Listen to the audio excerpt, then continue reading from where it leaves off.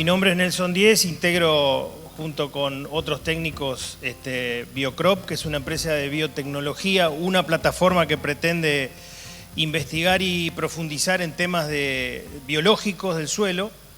Y hoy trajimos el tema de la fertilización biológica, un tanto provocativo, porque nadie ha hablado de este tema en este tiempo, pero sí entendemos que hay algo importante que queremos cambiar, no sabemos cómo, pero sabemos que en el rumbo que vamos fertilizando, y ahora con los precios de los fertilizantes en alza, nos estamos preguntando cuál es el mejor camino a seguir.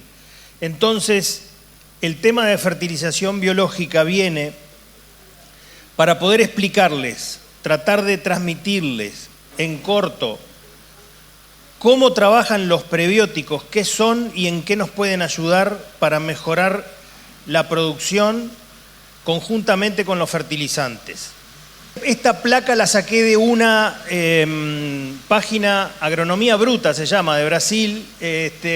Me pareció, es jocosa, es en broma, pero un poco delata la preocupación que tenemos. En el 2020... estábamos fertilizando abundantemente al voleo, con Big Bag, sin problema. En el 2021 ya empezamos a ver si podíamos mejorar la eficiencia con la que fertilizábamos, ver cuánto gastábamos. Entramos a hacer más cuentas y en el 2022 estamos todos como yendo a misa para ver si realmente podemos tener fertilizante disponible. Así que el tema pasó de ser una preocupación a ser una necesidad. Esto que les muestro acá es como yo veo un buen manejo de nutrientes hoy en día en un sistema agrícola, en el que tenemos un tablerito de mando donde hay 4 perillas gruesas que son los macronutrientes. En ella tenemos nitrógeno, fósforo, potasio y en algún caso, algunos, azufre, que sería la sintonía gruesa del sistema. Luego tenemos unas perillas más pequeñas, que sería una sintonía fina que tiene que ver con micronutrientes.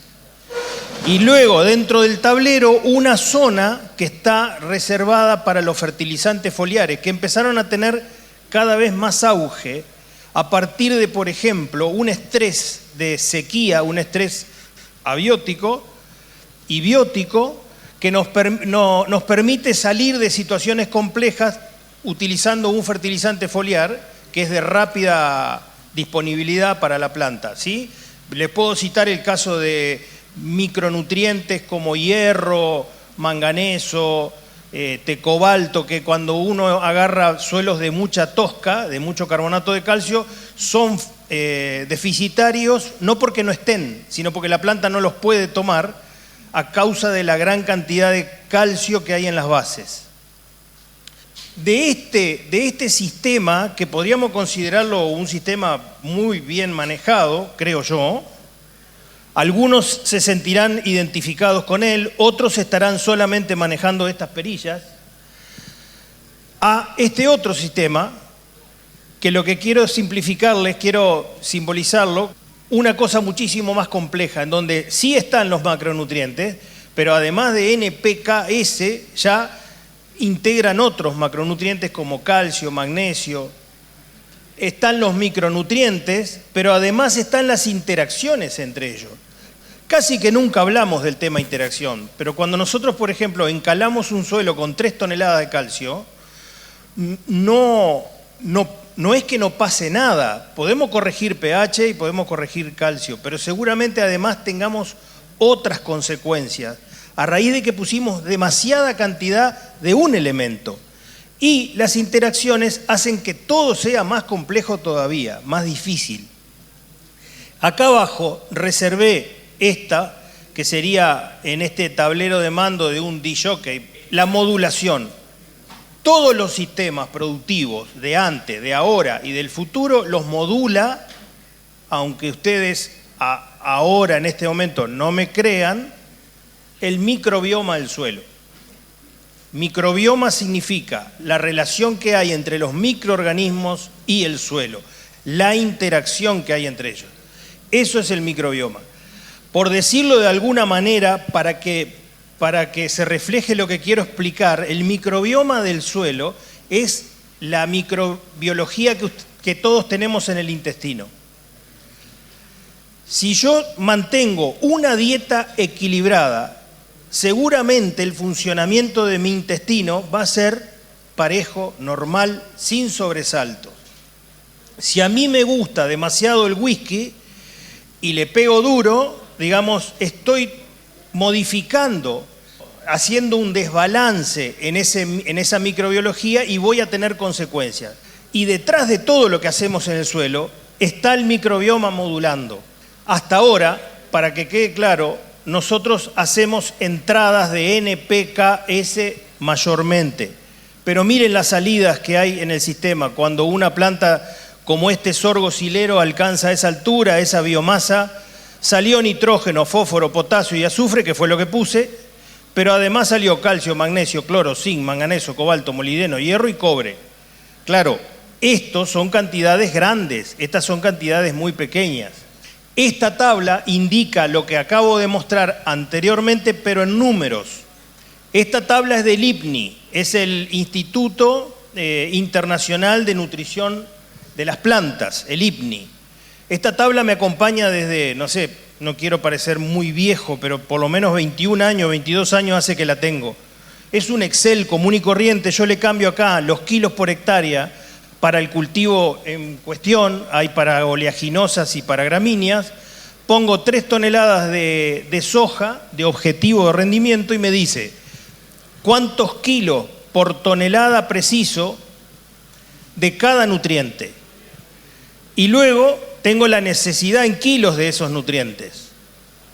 Y marqué con cruz aquellos nutrientes que se llevan más del 70% de lo que puse, que no lo devuelven, porque hay nutrientes como el potasio, por ejemplo, que devuelve la mitad, el rastrojo devuelve la mitad, salvo que esté haciendo silo para un tambo, que ahí me llevo casi todo. Estos nutrientes son nitrógeno, fósforo, azufre, molibdeno y zinc. Lo que extraen las plantas supera el 70%, lo que extrae la soja, supera el 70% de lo que había disponible en la planta. Y con esos kilos por hectárea, con esos kilos por tonelada, y con ese rendimiento tengo los kilos que necesito de cada nutriente. Veamos si yo, por ejemplo, digo el suelo no me aporta nada, para 3 toneladas de soja necesito a un 100% de eficiencia en el uso del fertilizante, un 100, o sea que no pierda nada, preciso 100 kilos de 740-0 suplen 3 toneladas de soja, suponiendo que no pierda nada y que el suelo no me entregue nada. De potasio necesito 170 kilos por hectárea. Y fíjense el nitrógeno, y acá está la primera clave de lo que yo quiero decirles, que es la fertilización biológica. Algo que todos saben, todos conocen, pero capaz que nadie cayó en la cuenta de lo que significa. El Bradyrhizobium, que es con el cual inoculamos la semilla de soja, es el bichito, por decirlo de una manera vulgar, encargado de tomar el nitrógeno del aire y dárselo a la planta.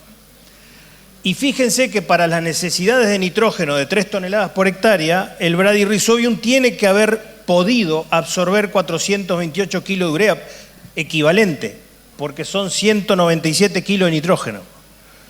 Nosotros no le ponemos urea a la soja la extrae del suelo, de las fracciones orgánicas y de lo que aporta este Bradyrhizobium. Entonces, ¿alguien duda de que el Bradyrhizobium hace lo que hace?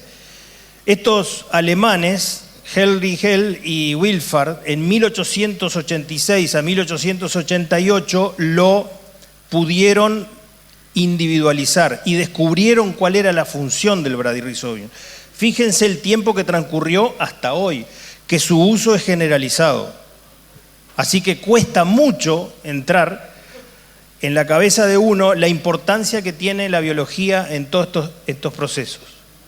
A partir de este cuadro, quiero significar lo que es, por ejemplo, un suelo en la zona, a la vuelta de los buenos campos agrícolas. abajo del alambrado, donde nunca tocaste, donde nunca metiste un disco, debajo del alambrado, podés encontrar esta situación. Un suelo ideal tendría 5% de materia orgánica, una cuarta parte aire entre macro y microporos, un 25%, una cuarta parte agua y un 45% minerales.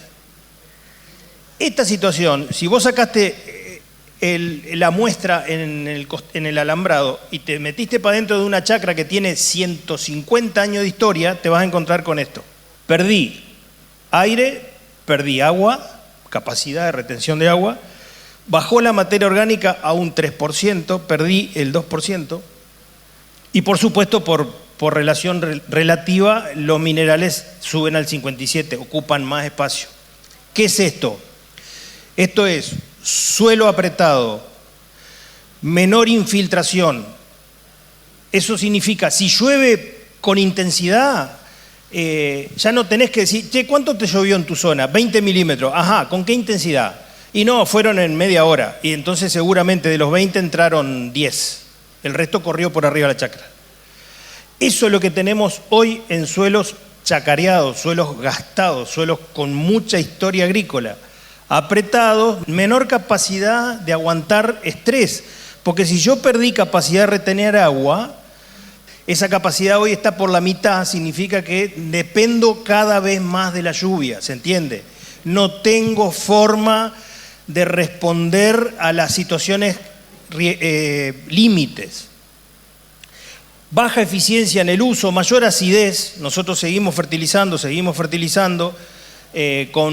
muchas veces con fuentes muy solubles, caso del fosfato de amonio, del monoamónico, y esos efectos con el tiempo se van sumando, van haciendo, y la urea, van haciendo que aumente la acidez del suelo. Entonces nos encontramos con suelos apretados, con menos capacidad de resistencia, de resiliencia, y encima mayor acidez. Todo ese escenario, ¿qué es lo que hace?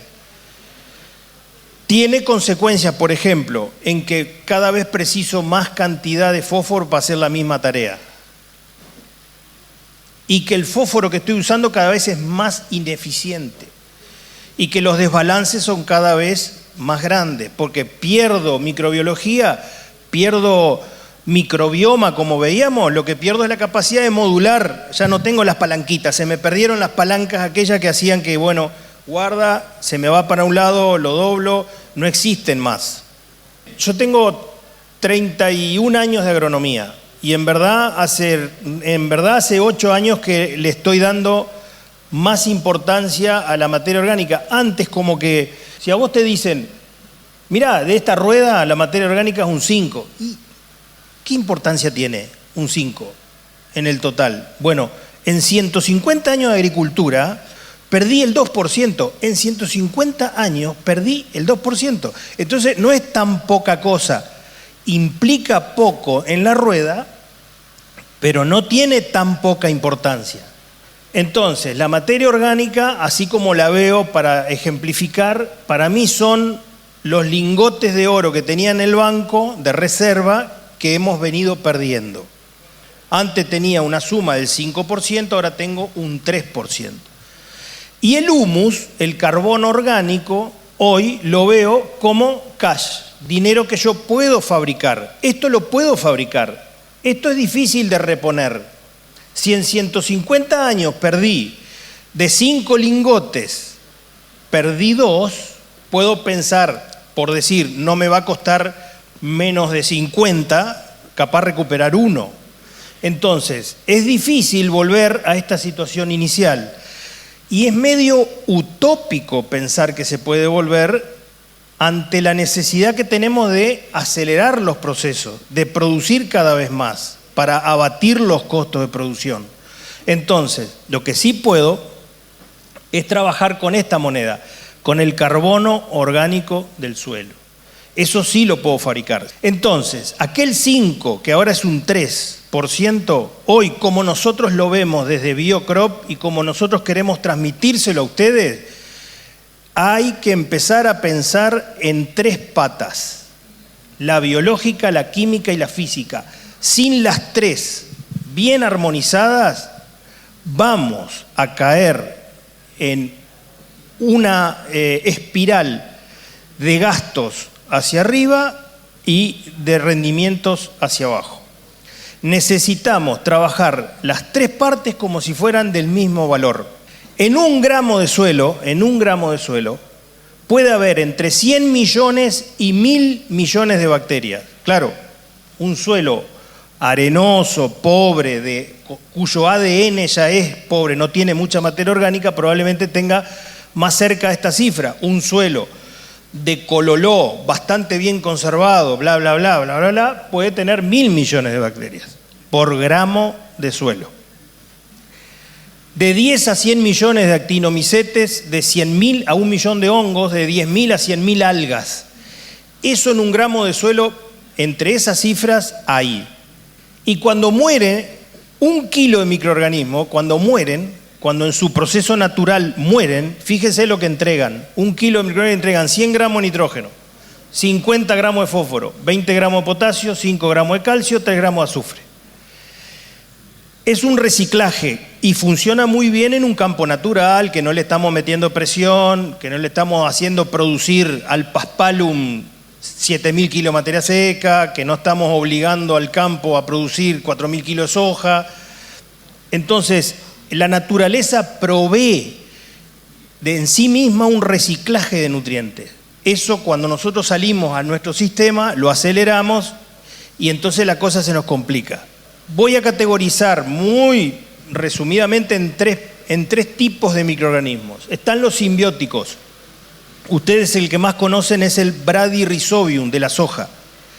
¿Qué pasa? Estos no tienen competencia. Yo lo pongo con la semilla y él no tiene con quién competir. Entonces es un jugador, vamos a decir, que se las arregla solo sin ningún problema cuando está inoculado y puesto con la semilla. Los endofíticos, que son internos en la planta, que puedo yo seleccionarlos, puedo cultivarlos, reproducirlos y volcarlos de nuevo al cultivo. Un proceso complejo, pero se hace. Y los de vida libre, que son la mayoría. Acá puedo citarles al Bradyrhizobium, que es el que más ustedes conocen, pero también conocen la bacteria con la que se inocula el lotus, el trébol rojo, la alfalfa, son muy específicas de cada especie. En los de vida libre están, por decirles lo más conocido, Bacillus, Pseudomonas, Trichoderma, un hongo. Según el lugar en donde actúan, es la capacidad que tienen de responder. Yo sinceramente, para trabajar con organismos vivos, como el inoculante, hay que ponerlo en la semilla. Es muy difícil creer que un organismo vivo volcado en un mosquito arriba de un cultivo pueda sobrevivir demasiado tiempo, porque las condiciones no son las más adecuadas para que el tipo se desarrolle adecuadamente. Pero si está puesto abajo en la semilla, tiene muchas chances de reproducirse bien. ¿Cómo ayuda o cómo puede ayudar nuestra tecnología, la tecnología prebiótica, a este proceso? Alimentando la microbiología del suelo. O sea, y más que nada, esa microbiología de vida libre que hablábamos. El prebiótico, y esto es importante, en sintonía con el sistema. ¿Por qué? Se los voy a explicar ahora. El probiótico sería un animal vivo como la abeja. Eso es un probiótico. Es Pseudomonas, todos los bichitos que dijimos, Bacillus, Xanthomona, Achromobacter, yo qué sé, hay toda esa cantidad que dijimos que había. El probiótico, en el caso de la abeja, produce miel. Esto es un prebiótico. Es el producido de un animal vivo que le puede servir de alimento. Ese es el concepto de la prebiótica. Este es un análisis de metabolómica, las ciencias ómicas, está la metabolómica, un paso antes que la metagenómica. La metabolómica indica actividad, la metagenómica le pone nombre y apellido a eso que vemos.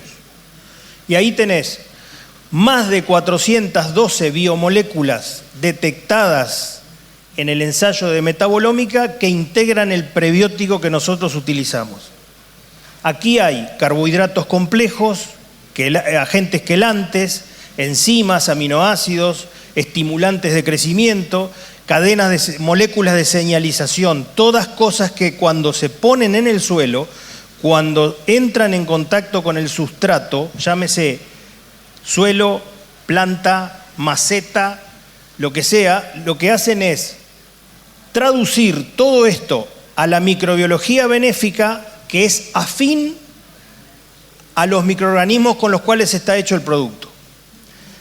Dentro de esa gran cantidad de especies que hay en el suelo de microorganismos, siempre hay, dentro de algunas bacterias benéficas, situaciones que son comunes, cadenas de señalización que les son comunes, cuando reciben esa señal se activan.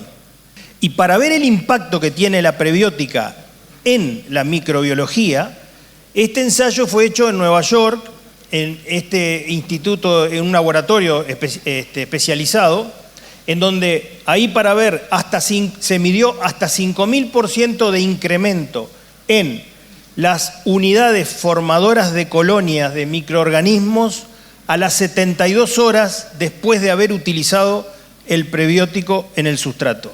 Esta es la gráfica. Otra que le puedo mostrar, esta es de la Universidad de Missouri. Aquí tenés el efecto del prebiótico en la densidad de población bacteriana benéfica de un suelo agrícola. Está medio entreverado porque hay 3 dosis de prebiótico, pero la que anduvo mejor fue la más chica de las dosis, que es esta roja que está acá. Y este es el testigo en azul. Los niveles son estadísticamente significativos. Este es el efecto del prebiótico en la actividad enzimática. Uno puede medir si está mejor o peor en la actividad biológica midiendo enzimas. Es la parte más sencilla que uno puede medir. Puede pedirle a un laboratorio en Montevideo, que los hay, está el Clemente Estable, que le pueden indicar a uno el nivel de actividad enzimática. Si yo pongo un producto que ayuda a la microbiología, puedo medir la actividad enzimática y saber si está actuando o no. Y acá lo ven en la enzima celulasa. La celulasa es la que degrada la fibra. Cuando dejan ustedes rastrojo de maíz, sorgo, trigo, cebada arriba del campo, el que degrada ese rastrojo son microorganismos que generan enzimas específicas como la celulasa, que es la que traduce eso en carbono orgánico. Yo puedo describir un montón de funciones. Aquí están algunas, ¿sí? Estimula la microbiota, reduce la compactación, mejora el almacenamiento de agua, como lo vimos, mejora la descomposición de residuos, la disponibilidad y captación de nutrientes, la germinación, promueve el crecimiento, bla, bla, es mágico, hace todo. Pero me voy a centrar en 2, que son los nutrientes y la salud del suelo y de las plantas. Esas funciones, más de corto plazo, implica trabajar sobre lo que me hace daño en cuanto a plagas y enfermedades y trabajar sobre lo que me está costando un dineral, que es la nutrición de la planta. Estas 2 funciones son las que voy a hacer hincapié ahora. En cuanto a la colonización de hongos patógenos, esto es un estudio realizado en conjunto con el USDA de Estados Unidos y la Universidad de Missouri. Al cabo de 3 años, en raíces de soja, hubo un 58,5% de reducción de la actividad fúngica en las raíces de la soja promedio de los 3 años. Y en 2 años de maíz, medidos también por el mismo instituto, hubo un 48% de reducción por el uso de prebiótico en las raíces del maíz. Reducción de patógenos. Hablemos ahora de la función fertilización o nutrición. El fósforo hoy cuesta entre 1.200 y 1.500 y andás a ver si lo vamos a tener o no sabemos. La eficiencia del uso del fósforo, eso lo aprendimos en facultad, lo sabemos de hace mucho tiempo, está lleno de bibliografía, es muy baja. Es del orden del 20 al 30%. Imagínense que ustedes están poniendo 100 kilos de abono hoy. Es muy probable que no más de un 30% se use. El otro no es que se pierda, porque el suelo, todo lo que la planta no puede absorber, el suelo lo tranca y lo guarda, salvo que hayas hecho una fertilización al voleo y hayan caído 50 milímetros al ratito y se te vaya todo para la cañada. Los cultivos demandan cada vez cantidades mayores, por lo que vimos anteriormente, suelo compactado, ineficiencia, bla, bla, bla. Y hay dos cosas que tienen mucho que ver con la ineficiencia, aparte de la propia baja eficiencia del fósforo en el suelo, que son la acidez y la pérdida de biología o de vida microbiana en el suelo. Esos son los puntos claves con los cuales nosotros trabajamos hoy con el prebiótico para cambiar. Aquí tienen un slide, que esto es sacado de la Universidad de Alemania, de Göttingen. Estos puntitos son fósforo activado con radioactividad. Y lo que quiero significar es, esto es lo que sale en los análisis. Llevas la tierra al laboratorio, te hacen un análisis. Te dicen cuánto fósforo Bray hay en el suelo. ¿Qué es eso? Fósforo soluble, fósforo disponible. Y ponele que te dé 8 partes por millón, es muy normal. Pero en ese mismo suelo puede haber un stock de fósforo de alrededor de 600 o más partes por millón. Eso no lo puede usar la planta a menos que haya alguien que se lo entregue. Y ese alguien es la microbiología del suelo. Esto me llamó mucho la atención, es muy reciente en un curso de microbiología en Brasil, que un científico dijo que entre un 30 y un 50, casi la mitad de las bacterias del suelo, la mitad casi de las bacterias del suelo, tienen funciones de solubilizar fósforo, unas más que otras. Pseudomonas fluorescens es el organismo per se que se conoce como más eficiente para hacerlo, pero hay otros. Y lo hacen de dos maneras.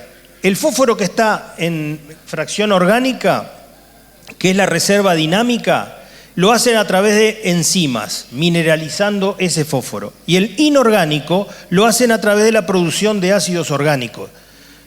Son los ácidos orgánicos que usa el laboratorio para decirte cuánto fósforo tenés. Puede ser cítrico, tartárico, ese tipo de ácido orgánico. Lo producen los microorganismos, solubilizan. Estos son los dos mecanismos por los cuales los microorganismos del suelo pueden aportarte fósforo. Algo que es muy importante, que quería decirles también, que la microbiología, que las plantas eligen los microorganismos. Sí, por ejemplo, la soja, además de proveerse de algunas funciones de algunos microorganismos, va a elegir particularmente algunos más que el trigo, y el trigo otros diferentes a la soja. Y entonces, lo bueno, y por eso las rotaciones, es tener una secuencia de distintos cultivos para mantener una población activa y diversa de microorganismos. Cuanto más activa, más diversa sea, mejor les va a ir a cada uno de los cultivos de la rotación. Y luego intercambian carbohidratos por nutrientes. Esa es la zona rizoférica. Ahí están todos los intercambios. Ahí la planta le entrega azúcares a los microorganismos le entregan nutrientes. Ese es el intercambio que se da. Si te vas de ahí alejando de esa zona, vas a ir perdiendo eficacia en ese intercambio. ¿Y cuál es el mensaje? Y el mensaje es, si existe una herramienta como la prebiótica que puede ayudarnos a complementar el efecto de los fertilizantes, puedo con eso reducir gasto, puedo usarlos más eficientemente sin reducir, al contrario, aumentando rendimiento. El objetivo entonces no es sustituir fertilización química. El objetivo es manejarla de una manera más eficiente. Puedo elegir la fuente de fertilizante, puedo elegir las que menos daño me hacen, puedo elegir las que menos salinizan, puedo elegir otras que complementan a las que tengo para que sea más eficiente el trabajo. Y el plan consiste en incorporar la prebiótica dentro del sistema, haciendo un uso más racional de esa fertilización. ¿Y por qué creemos que es así? Porque nosotros ponemos a trabajar la microbiología a nuestro favor. Esa que está ahí y nadie le da bolilla porque nadie sabe que está ahí en general. Y si saben que está ahí, tampoco la cuantificamos, no sabemos cuánto puede darnos, etc. Importante, ¿qué le tengo yo que pedir a un producto biológico? Esto es muy importante lo que les voy a decir. Inocuidad. Ojo, que hay productos que yo puedo fabricar en mi propia casa, que andan bárbaro, pero cuando yo lo fabrico no estoy seleccionando lo bueno de lo malo, yo estoy armando un conjunto de microorganismos de los cuales hay benéficos, hay patógenos, hay de todo un poco ahí adentro. Entonces es muy importante la inocuidad porque yo estoy manejando biología, entonces no quiero que mi sistema se vea afectado por algo que yo estoy echando que me puede pegar en la nuca. 2, estabilidad. El prebiótico que nosotros trabajamos es de origen norteamericano. Viene de Missouri, hace 43 años que existe en Estados Unidos y se exporta a 36 países. Ese producto tiene una estabilidad que yo les puedo contar. El bidón queda 5 años adentro del galpón y está exactamente igual. Se hace como la miel, se hace de organismos vivos, pero no los contiene. Entonces, es compatible con herbicidas, insecticidas, fertilizantes líquidos, no tiene ningún problema, no hace ningún daño, no provoca ningún cambio en el caldo. ¿Qué debo hacer para que mi sistema sea más sostenible? Como mensaje es diversificar. Cuanto más diverso sea, más estable voy a ser. Fotosíntesis, ¿qué es esto? Huella de carbono. Cuanto más tiempo el suelo esté vivo, mayor captura de carbono voy a tener. Es clave. Si pasa mucho tiempo entre cultivo y cultivo, el suelo desnudo, no produzco nada y eso es carbono negativo. Balancear nutrientes y la propuesta que nosotros tenemos hacia ustedes es que usen prebióticos. Dentro de la paleta de productos, el más usado como prebiótico se llama Foliar Blend y el Agrical, que es un calcio líquido, con todo lo que hablamos del pH, de la acidez, nosotros podemos corregir el calcio de la solución y hacer que los pH suban un poco y mejoremos la actividad microbiana. Ustedes tienen la página nuestra, la www.biocrop.com, estos son los teléfonos. Les agradezco mucho que hayan venido acá. Muchas gracias.